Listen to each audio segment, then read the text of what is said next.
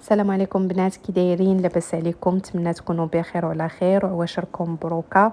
المهم رجعت لكم فيديو جديد، غادي نوجدوا واحد الغريبه العيد اللي تقدروا توجدوها واخا حتى الليله ديال العيد كتوجد دغيا والنتيجه رائعه.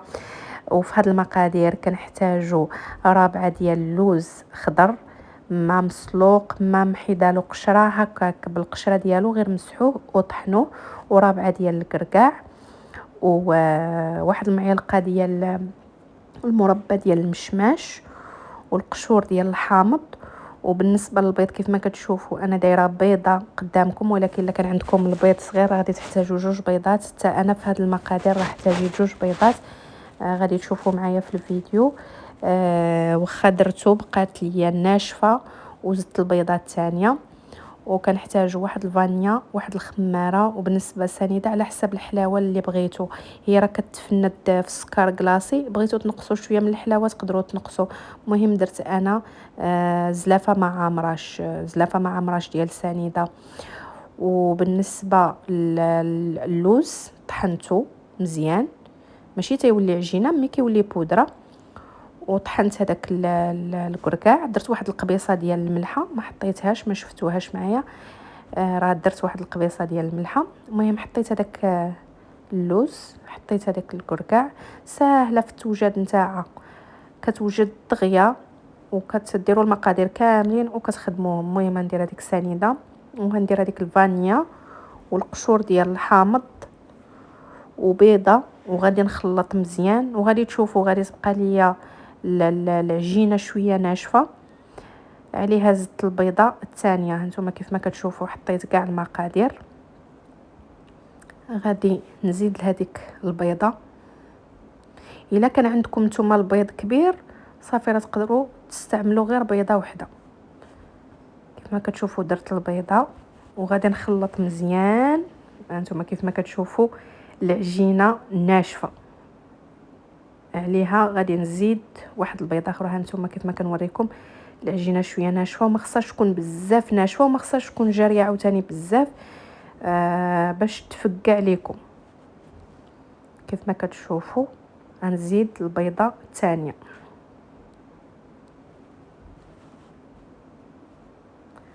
مهم الا بغيتو ما تزيدوهاش كامله دقه واحده، بحال انا راني زدت الصفر ديال البيضه وتا شفتو مازال خصو يزيد يرطب، زدت هذاك البيض، زدت غير الصفر.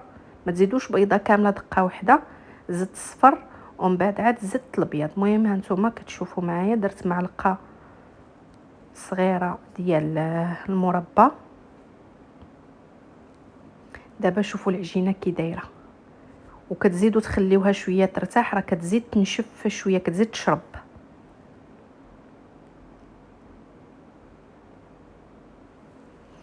مهم بس زدت عليه هذيك الخماره، وجدت واحد شويه ديال الماء زهر وسكر كلاصي والكركاع باش تزوقوا. ولا بغيتو تزوقوها باللوز، بغيتو تخليوها غير هكاك، راه ماشي مشكل. المهم هانتوما كيف ما كتشوفوا راني دورتها، درتهم هكا كريكيبات ودوزتهم في السكر كلاصي وخدموهم مزيان مزيان. بالاحسن تكون شي طاسه كبيره باش ما تقيسوهمش كاع بيديكم حتى كيشدوا داك كيتغلفوا مزيان في السكر كلاصي. عاد كديروهم في يديكم وتزيدوا السكر كلاصي وتدوروا مزيان. هانتوما كيف ما كتشوفوا وبركوا عليها، ماشي بزاف مي بركوا عليها حتى كتبان لكم بحال اللي تفقعات. كيف ما شفتوا صراحه كتجي غساله ناجحه 100%، ودغيا كتوجد. تقدروا توجدوها حتى الليله ديال العيد. والمذاق ديالها بلا ما نقول لكم جربوا وغادي تشوفوا. بالنسبه للكركاع الا خفتوا ما يلصق لكمش مزيان تقدروا ديروا له البيض ديال البيض، ولكن صراحه انا ما درت له لا بيض البيض لا والو. وجات لاصقه مزيان، ما كيتحيدوا ما والو، غير بركوا عليهم ما تخافوش. مي ماشي بزاف باش تجيكم شويه غليظه، ما تجيش رقيقه بزاف. انتم غادي تشوفوا.